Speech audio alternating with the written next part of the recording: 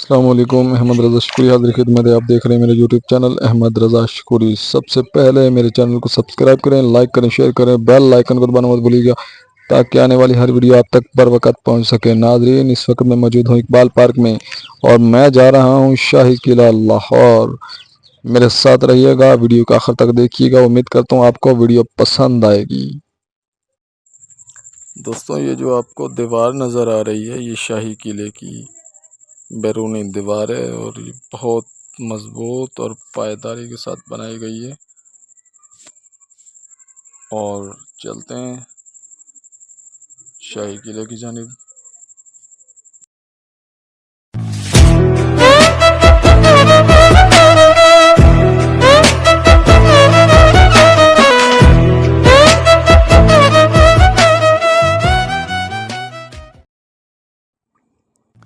دوستوں، شاہی قلعے کے بیک سائیڈ پہ یہ حضرت شیر شاہ ولی رحمۃ اللہ تعالیٰ کا مزار اقدس ہے اور آپ کے بارے میں بتایا جاتا ہے کہ آپ بہت کامل اللہ کے ولی تھے، نہایت پاک پاس تھے۔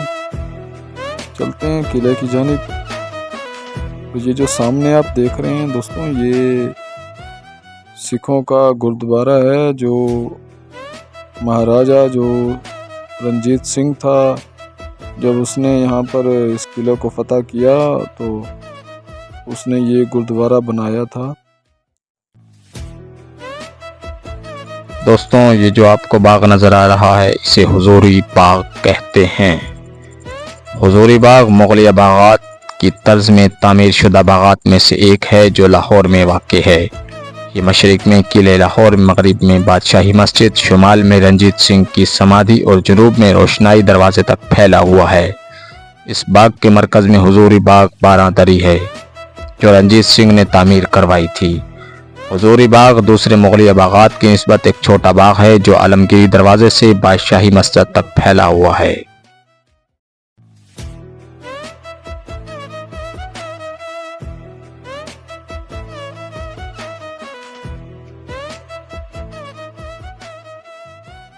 یہ بھی شاہی قلعے کا ایک دروازہ ہے جو کہ شاہی قلعہ کے شمال مغرب میں واقع ہے، اور اس کے آگے بھی ایک اور دروازہ ہے جو کہ شاہ برج دروازہ کے نام سے مشہور ہے۔ چلتے ہیں، دیکھتے ہیں، آپ کو سیر کرواتے ہیں۔ مکمل ویڈیو دیکھیے گا، میرے ساتھ رہیے گا۔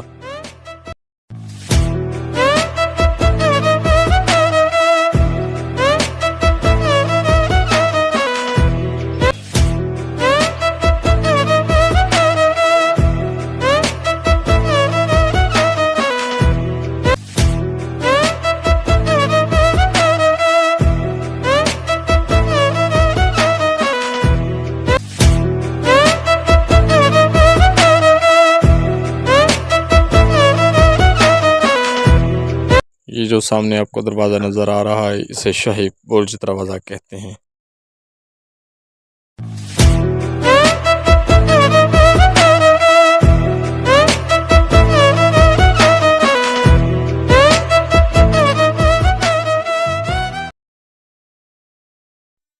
دوستوں، قلعہ کسے کہتے ہیں؟ قلعہ کے لغوی معنی استحکام اور حفاظت کے ہیں۔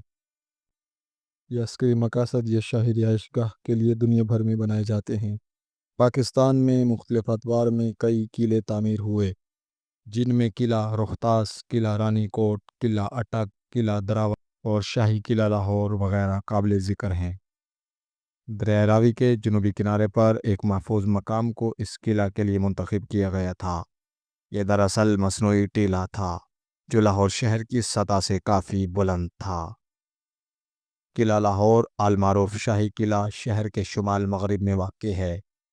اس قلعہ کی تاریخ زمانہ قدیم سے ملتی ہے، لیکن مغل بادشاہ اکبر اعظم نے اس کی از سر نو تعمیر کروائی، جبکہ اکبر کی آنے والی نئی نسلیں بھی اس کی تزئین و آرائش کرتی رہیں۔ لہٰذا یہ قلعہ مغلیہ فن تعمیر اور روایت کا ایک نہایت شاندار نمونہ نظر آتا ہے۔ قلعے کے اندر واقع چند مشہور مقامات میں شیش محل، عالمگیری دروازہ، نولکھا محل اور موتی مسجد شامل ہیں۔ 1981 میں یونیسکو نے اس قلعے کو شالامار باغ کے ساتھ عالمی ثقافتی ورثہ قرار دیا تھا طویل عرصے پہلے یہاں ایک کچا قلعہ ہوا کرتا تھا۔ 1566 عیسوی میں شہنشاہ اکبر نے اسے گرا کر اس جگہ نئے سرے سے ایک عالیشان پختہ قلعہ بنوایا، جس کی تعمیر میں رہائشی مقاصد کے ساتھ ساتھ عسکری مقاصد کو بھی مد نظر رکھا گیا۔ قلعہ کی لمبائی 466 میٹر اور چوڑائی 370 میٹر ہے۔ اس کی شکل تقریباً مستطیل ہے۔ دیواریں سرخ پختہ اینٹوں سے بنی ہوئی ہیں، جن کی چنائی مٹی کے گارے سے کی گئی ہے۔ ان دیواروں پر بندوقچیوں کے لیے سوراخ ہیں، جن سے وہ محاصرہ کرنے والی فوج پر گرم پانی اور گولیاں برساتے تھے۔ اس کے آثار مشرقی دیوار میں اب تک موجود ہیں۔ قلعہ کا بیرونی حصہ پچی کاری کے نہایت خوبصورت نمونوں سے مزین ہے، جس پر جا بجا انسانوں، گھوڑوں اور ہاتھیوں کی تصویریں بنی ہوئی ہیں۔ قلعے کے ارد گرد ایک اونچی فصیل ہے، جس کے 3 بڑے دروازے ہیں، ایک مشرق کی سمت، دوسرا جنوب کی سمت اور تیسرا شمال مغرب کی جانب ہے۔ شمال مغربی دروازے سے بادشاہ اور بیگمات ہاتھی پر سوار ہو کر گزرتے تھے۔ اس دروازے پر شاہ جہان کا نام بھی کندہ ہے۔ یہ دروازہ انگریزوں کے حکم پر بند کر دیا گیا تھا، مگر 20 نومبر 1949 عیسوی کو سابق گورنر پنجاب نے پورے 300 سال بعد اسے دوبارہ کھلوا دیا۔ قلعے کے اندر ایک دیوان ہے، جس کی چھت ستونوں کے سہارے کھڑی ہے۔ اسے دیوان عام کہتے ہیں۔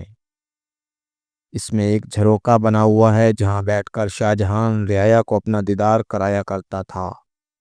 دیوان خاص بادشاہ کا شاہی دربار تھا، جہاں وہ اپنے وزیروں، مشیروں، شہزادوں اور دوسرے راجاؤں مہاراجاؤں سے ملاقات کیا کرتا تھا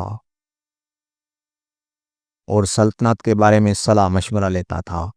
قلعے کے اندر ایک شیش محل ہے، جو فن تعمیر اور فن نقاشی کا بہترین نمونہ ہے۔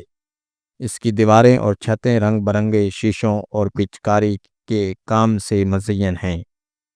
ان کی چمک دمک آنکھوں کو چندھیا دیتی ہے۔ اب بھی شیش محل کے کسی کمرے میں دیا سلائی روشن کی جائے تو وہ تمام کمرہ چھلمل کرنے لگتا ہے۔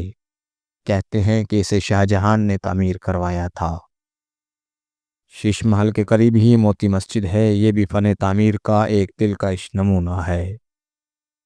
اسے جہانگیر نے شاہی بیگمات کے لیے تعمیر کروایا تھا، تاکہ وہ اسی مسجد میں باپردہ نماز ادا کر سکیں۔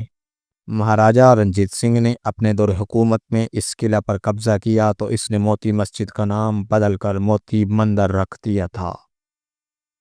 اگرچہ سکھوں نے مسجد سے قیمتی ہیرے جواہرات نکال کر اس کی خوبصورتی کو سخت نقصان پہنچایا، لیکن اس کے باوجود اس کی عظمت کو کوئی نقصان نہیں پہنچا سکے۔ قلعے کے اندر ایک چھوٹا سا میوزیم بھی ہے، جس میں بہت سی نادر اشیاء محفوظ ہیں۔ بہت سی الماریوں میں پرانے زمانوں کے اوزار، اسلحہ، تصویریں اور لباس وغیرہ بڑے کرینے سے سجائے گئے ہیں۔ اتنی مدت گزر جانے کے باوجود بھی ان چیزوں کی سج دھج اور شان و شوکت میں کوئی فرق نہیں آیا۔ ملکی و غیر ملکی سیاح ہر سال کثیر تعداد میں اس قلعے کو دور دراز سے دیکھنے آتے ہیں۔ خصوصاً طلباء کو ان کی دلچسپی کی کئی چیزیں یہاں سے مل سکتی ہیں۔ ضروری نہیں کہ آپ بحیثیت طالب علم ہی یہاں آئیں، اپنی فیملی کو لائیں اور اپنے بچوں کو بھی بتائیں کہ مغل بادشاہوں نے بر صغیر میں کس شان و شوکت اور دبدبے کے ساتھ حکومت کی اور فن تعمیر پر اپنے گہرے نقوش چھوڑے۔ شاہی قلعہ لاہور کے در و دیوار سے آج بھی وہی جہو جلال جھلکتا ہے، جس کی وہ صدیوں تک علامت رہا ہے۔ قلعوں کا مقصد اگر بیرونی خطرات سے حفاظت تھا، تو اس تعمیراتی شاہکار کو تعمیر کرنے والوں نے اس مقصد کو جس طرح حاصل کیا وہ قابل داد ہے۔ موجودہ حالت میں کئی ایکڑ پر محیط اس تاریخی ورثے میں کم و بیش 20 سے زائد یادگاریں ہیں، جو لگ بھگ گزشتہ 500 برس میں اس کو مسکن بنانے والے بادشاہوں اور ان کے ادوار کی نشانیاں ہیں۔ ہر ایک کا طرز تعمیر منفرد ہے، تاہم ان کی کوئی باقاعدہ ترتیب نظر نہیں آتی۔ قلعے کے مرکزی دروازے سے گزرتے ہی ذہن پر سوالوں کی بوچھاڑ ہو جاتی ہے۔ ایسے میں وہ نقطہ جہاں سے تاریخ کی اس کتاب کو شروع کیا جائے واضح نہیں ہے۔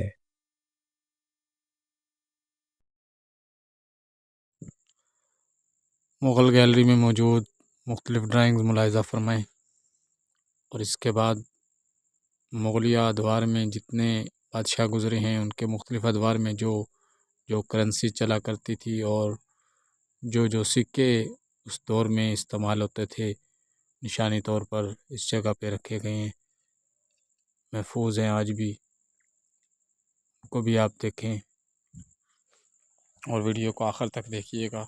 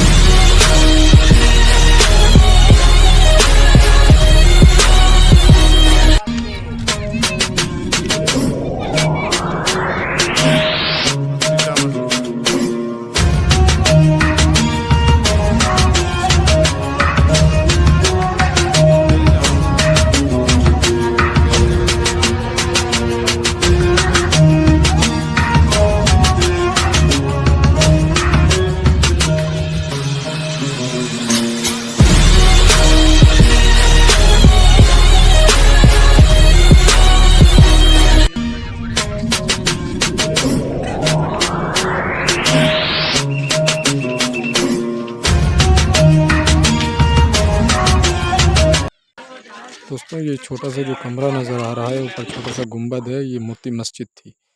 جب رنجیت سنگھ نے حملہ کیا تو اس نے موتی مسجد کو موتی مندر میں تبدیل کر دیا، اور اس کے جتنے بھی مسجد کے اندر قیمتی جو پتھر وغیرہ تھے وہ یہاں سے اپنے گردوارے میں اس نے شفٹ کر دیے۔ اور موتی مسجد کے ساتھ شیش محل کی عمارت ہے، اور شیش محل کے سامنے برطانوی قید خانہ ہے۔